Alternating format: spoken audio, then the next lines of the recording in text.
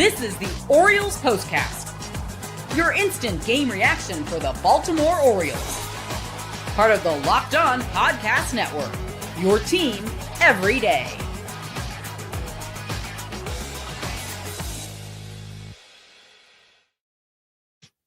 Good evening to you all here late on this Saturday night, approaching 11 o'clock on the East Coast. This is the Baltimore Orioles Postcast. My name is Luke Slabaugh. This is your instant game reaction streamed live to YouTube, talking about each Baltimore Orioles game here in 2025. Tonight, we talk about a marathon game, the longest game the O's have played all year, 12 innings against the Houston Astros, and they are walked off with the final score of 5-4. This show is available wherever you get your podcasts, free on demand, streaming live to YouTube. The news today, the big news, is that the O's are finally calling up their top prospects, starting with 24-year-old Dylan Beavers making his major league debut. This is what you'll be talking about. It's what fans have been clamoring for. 24-year-old Dylan Beavers is the third best prospect in the O's system, according to MLB Pipeline. According to Baseball America, he is their number 83, or is the number 83 overall prospect in all of baseball. MLB Pipeline doesn't have Beavers in their top 100, but do they even watch baseball? Jonathan Mayo, looking at you. Don't let the haters hate. 94 games at AAA Norfolk this year, Beavers was hitting at a .304 clip with 18 home runs and 23 stolen bases. With a .935 OPS and having reached base in 25 consecutive games, he had proven he was ready to graduate. He was ready to go. 68 walks to just 76 strikeouts. Scouts believe there will be some swing and miss to his game. You've got a 6'5" frame you've got to fill out. You got to get adjusted to major league pitching and velocity and break. And Dylan Beavers' main takeaway tonight is probably that he will have to adjust to just that. However, there were some flashes of brilliance that we'll talk about. Greg Allen was DFA'd in a corresponding move. The outfielder never really caught on the hitting side. And Daniel Johnson, the other outfielder signed to a major league contract off of waivers, sticks with the club. Dylan Beavers, fun fact, is the 16th outfielder used by the Orioles this season. That is a club record, and he is the 61st player used. The Orioles are one shy of the club record set earlier this decade. He's batting sixth, playing right field, hitting behind Ryan Mountcastle. We'll start with the one you want to talk about. Dylan Beavers' first major league hit. Top of the ninth, tie game. Dylan Beavers is leading off against right-hander Brian Abreu, one of the best relievers in all of baseball. And he's not wasting any time. He's sitting dead red 96 miles an hour, a first pitch fastball. He swings, rips it down the right field line, and it bounces off the right field wall. A two-base hit. He goes in standing. Unfortunately, the Orioles could not advance him, at least through the batted ball. Kobe Mayo strikes out, and with Johnson at the plate, Beavers was able to advance on a passed ball by Yanier Diaz, a breaking ball kicking to Diaz's right. He was at third base with one away. Johnson strikes out, and Dylan Carlson, who otherwise had a fantastic game, was called out on strikes on a slider, which would leave the game at 4-4. The O's, by the way, and we'll get into this later, don't you worry, 0 for 14 with runners in scoring position. We start with the Butterflies, though. His parents are in town, some family and friends from California as well, to watch Dylan Beavers, a Cal Golden Bear back in the day. Top of the second, it was a scoreless game. Adley Rutschman grounded out. To start the inning, Ryan Mountcastle hit on a 1-2 changeup against right-hander Jason Alexander. Not George Costanza, the former Athletics pitcher, now with the Astros. And Dylan Beavers has his work cut out for him. First pitch he sees in the big leagues is a fastball right at the knees, grooved in there on the lower third part of the strike zone for a strike. The second is a changeup in almost the exact same location there at the knees. Again, a 6'5" frame. Tough to get down and get that. And then a changeup that dips out of the zone towards the dirt. He chases and strikes out on 3 pitches. We go to the top of the fifth, a 3-0 lead for the Astros. Dylan Beavers again gets a fastball at the knees for a strike, then a changeup outside he takes for a ball, and then a sinker inside at 92. He inside outs it to left field, and it's caught for a flyout. Top 7, a 3-2 ball game. Ryan Mountcastle leads off the inning with the single to the right side against left-hander Brian King. Beavers is tardy on a 3-1 and 3-2 fastball. He's fouling off pitches and then strikes out on a fastball, 92-mile-an-hour sinker, middle in. Perhaps the most frustrating at-bat of the night would be Beavers' last, and through no fault of his own. It's top of the 11th. It's a 4-4 ball game. Right-hander Enyel De Los Santos is a fresh pitcher in. Jose Altuve is moved to left field out of the designated hitter spot because they used Victor Caratini as a pinch hitter, and they basically lost their DH spot. Taylor Trammell moves from left to right. Luis Vasquez at second base for Adley Rutschman as the automatic runner. Ryan Mountcastle leads off, sees a first pitch slider he likes, hits it on the line to right field, and Vasquez able to advance on the flyout. So there's one out, and the first RBI opportunity for Dylan Beavers. He's champing at the bit. The first pitch he sees, a change low. Infield is drawn in, looking forward to throwing out Vasquez at the plate. Otherwise, this ball is well struck, and probably, with the infield playing at normal depth, would have brought in the go-ahead run. However, it's lined to second base. A catch by who else but former Oriole Ramon Urias. He catches that ball on a line and then tosses to third base with Vasquez hung out to dry. One of 2 instances that the Orioles failed to run the bases correctly, and this one is probably on Buck Britton. And we'll get to that in a second. However, as we've gone through Dylan Beavers' debut, we saw a potential glimpse at the future, that easy left side power. We know general manager Mike Elias likes those left-handed power hitters.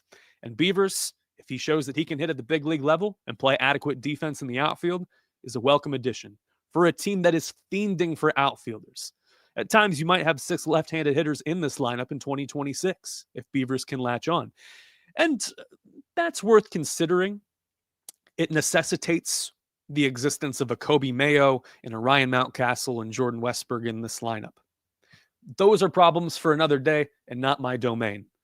We'll talk about how this game was lost, and for that, we go to the bottom of the 12th. Time to reveal where the game was won or lost. It's the turning point.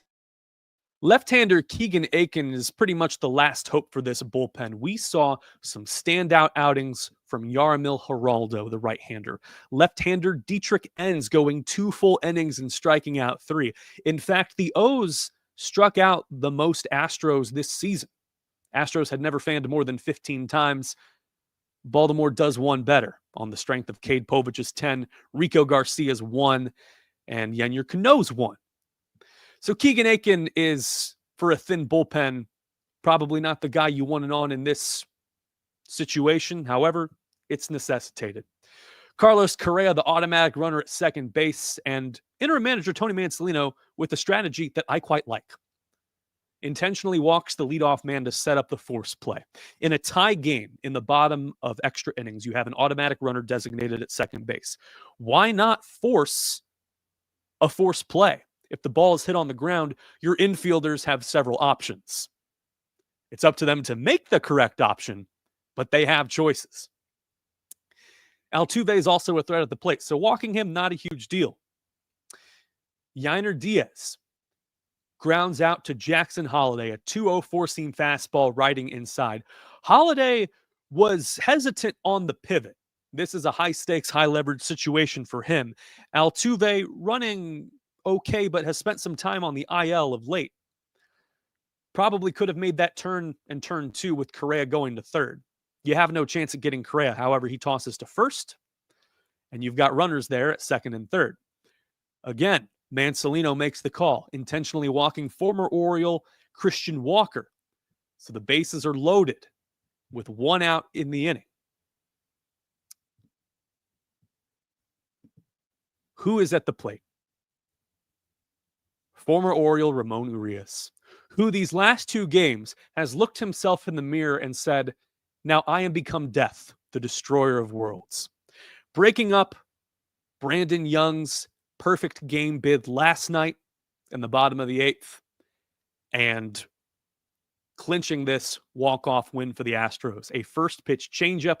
He rolls over on it weakly to Jordan Westburg, and Westy's got two choices. He can try to throw out Correa at home plate in plenty of time, or he can try to play the hero and turn an unlikely 5-4-3 double play. What do you think he chooses? He tries to feed it to Jackson Holliday. Holliday is not aligned on the turn. He throws the ball away. It's worth noting Ramon Urias likely would have beaten that out anyway.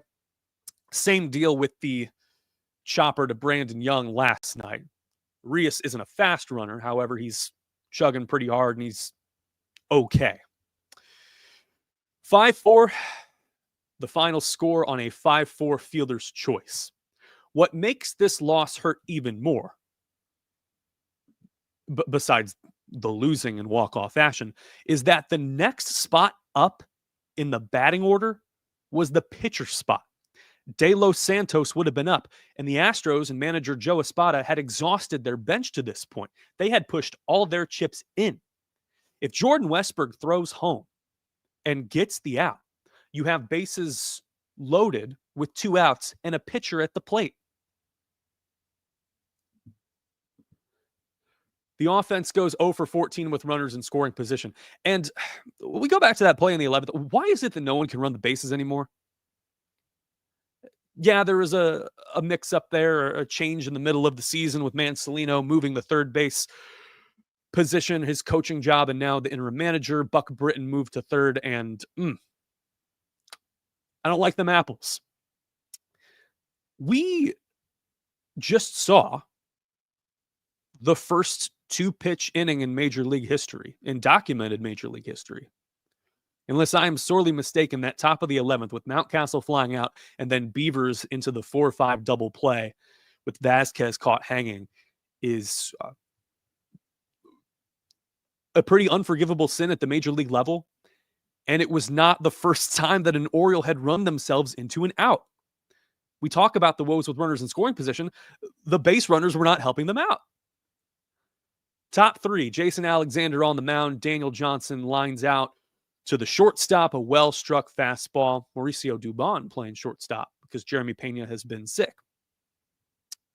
Dylan Carlson then gets a 3-1 sinker over the plate at 92 miles an hour, hits it to center field.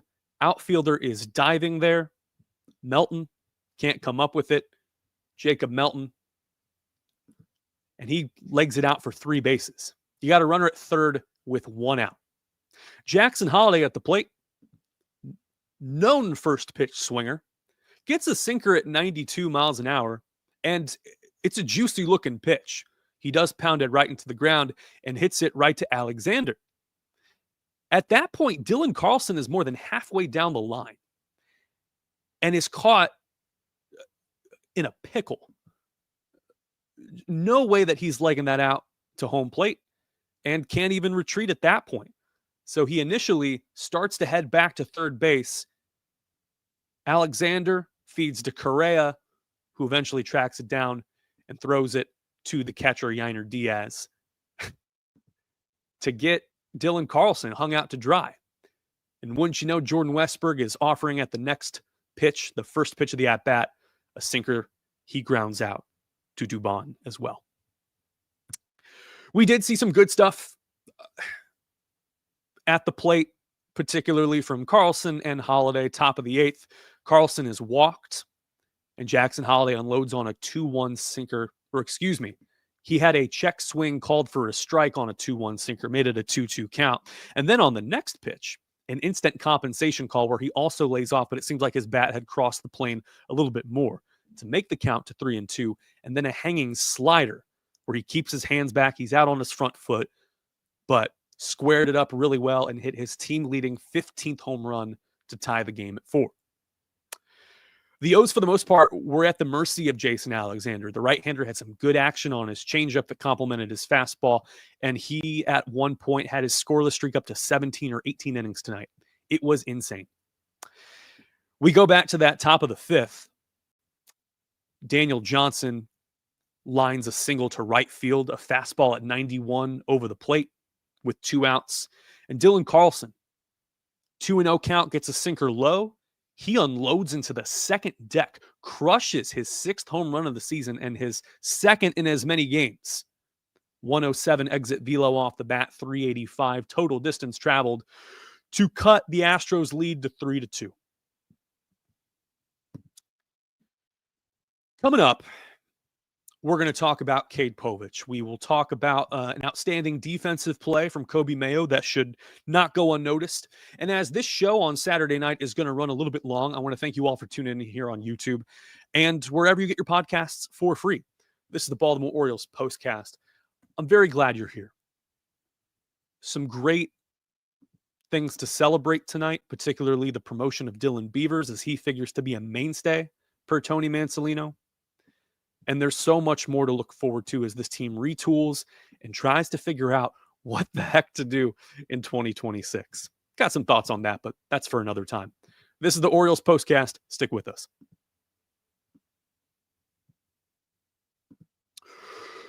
Show's brought to you by 5 Hour Energy Transfusion. It's grape, ginger, and lime flavored shot without the alcohol. Bring it to the golf course. Sink some birdies. It's a hole-in-one.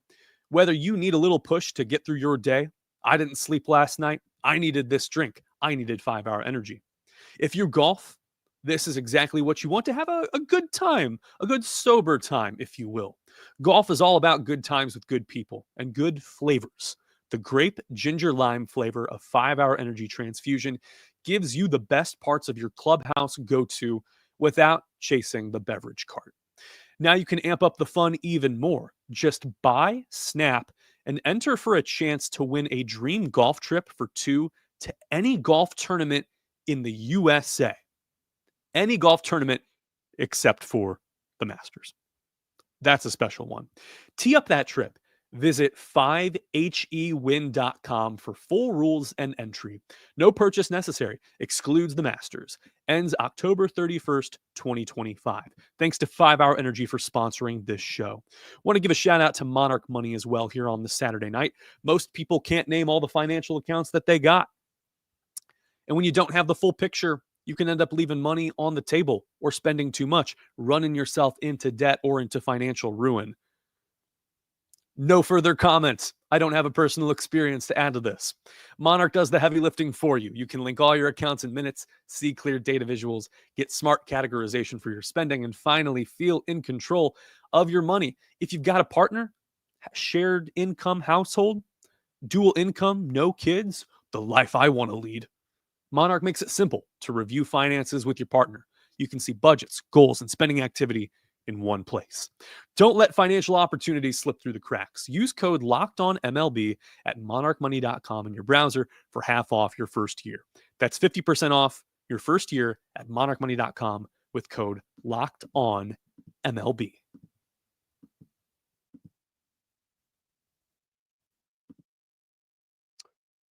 We've got to talk about Cade Povich. He's all right.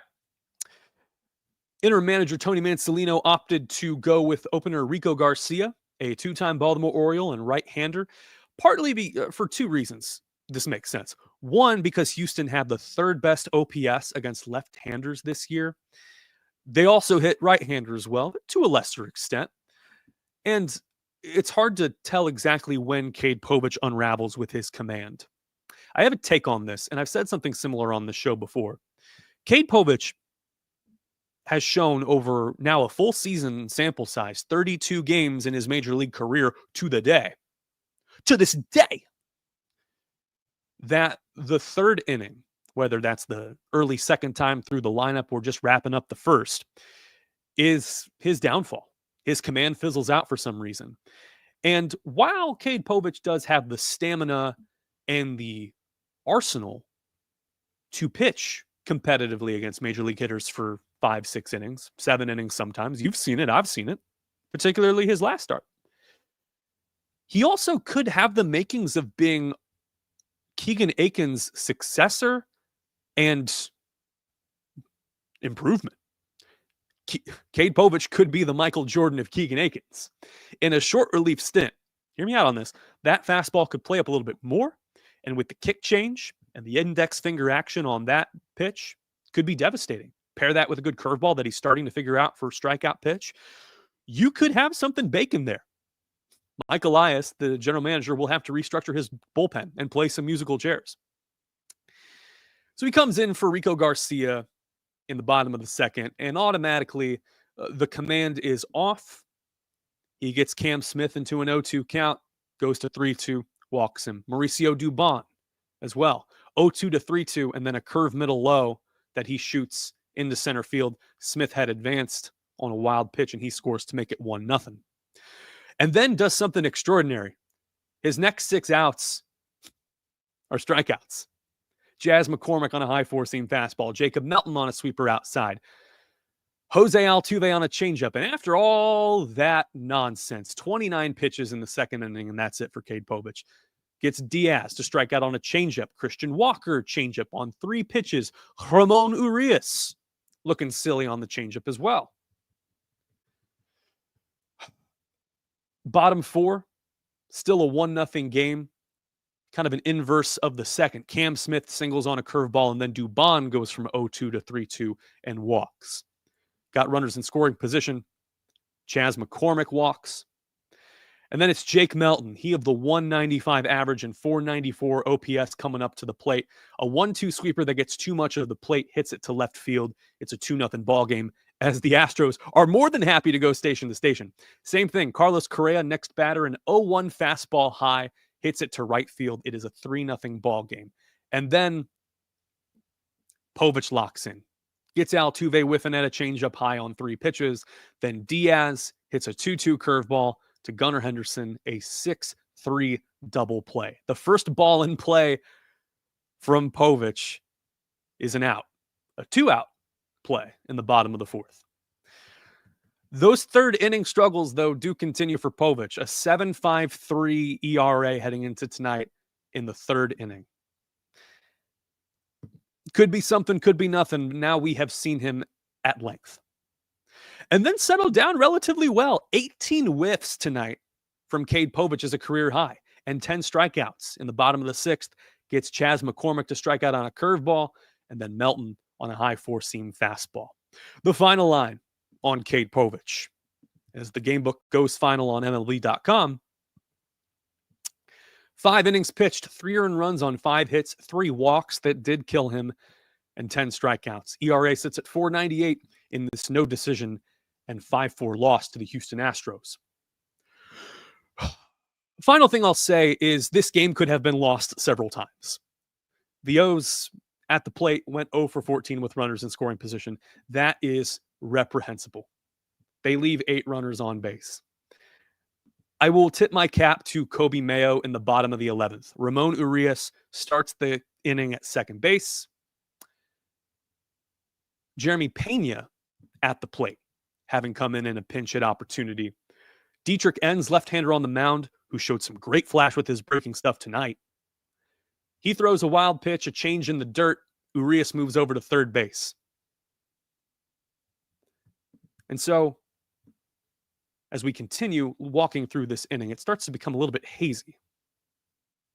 He intentionally walks Pena to put runners at the corners, set up a forced play, but also bring the infield in and try to figure out what to do with no outs in the inning. Taylor Trammell at the plate. And this is a very heads-up play by Joe Espada, a great call. He goes in for the suicide squeeze. First pitch, four-seam fastball, middle in, 95 miles an hour. And he bunts it right to Kobe Mayo. Mayo has crashed in, and Mayo's been working hard. The glove shovel flip to Alex Jackson at the plate. Jackson having come in for Adley Rutschman. And they nail Urias at the plate. Get runners at second and third, and then Enns is able to get out of the inning, striking out Melton on a four-seam fastball high, and then getting Carlos Correa to ground out to Jackson Holiday on a high four-seam fastball. I see a comment here live on the YouTube chat. Brad Boyd speaks truth to power. He says, hey, Tony Mansolino, bunt. So many winnable games sit at Tony Mansolino's feet. This is likely a one and done for this staff. You and I have seen enough of Tony Mansolino and Buck Britton. Good guys. And listen, if Tony Mansolino finishes with an above 500 record as an interim manager, cool. It's got a future in this game. This is not personal. No one hates Tony Mansolino. He's doing the Lord's work here. Someone had to step up. The problem, as Narniak has pointed out on YouTube and Brad Boyd likely knows, is that no one can bunt. No one can run the bases. You remember, I was talking with my buddy this morning. I do a Midwest baseball show as well. The Little League World Series came out with a statement against sports gambling and basically said, these are children who are learning the fundamentals of the game, and wagering money or trying to gain for personal benefit on the backs of children playing baseball is not welcome here. We believe there's no space for gambling in Little League baseball. And the top liked comment was, the Yankees are still learning how to play fundamental baseball, and we have no problem betting on them every night. And I laughed very hard. The Orioles fall to 17-18 in one-run games and 3-5 in extra inning affairs. We saw the debut of Dylan Beavers, and we saw a little glimpse of his future. If he can make it work at the plate, play an acceptable outfield, looking forward to 2026. And Samuel Basallo was not in the lineup tonight at AAA Norfolk. It makes more sense to bring up Basallo at the beginning of September when the rosters expand. And you'd have to finagle having 3 catchers on this roster right now. However, I would argue and posit to you that the bench right now runs incredibly thin for the Orioles. So the reason why Mansolino has held on to his guys so long is because there ain't nothing going on. Jeremiah Jackson was the lone player not used tonight, and I would argue he probably should have. 10 hits in his first 12 major league games.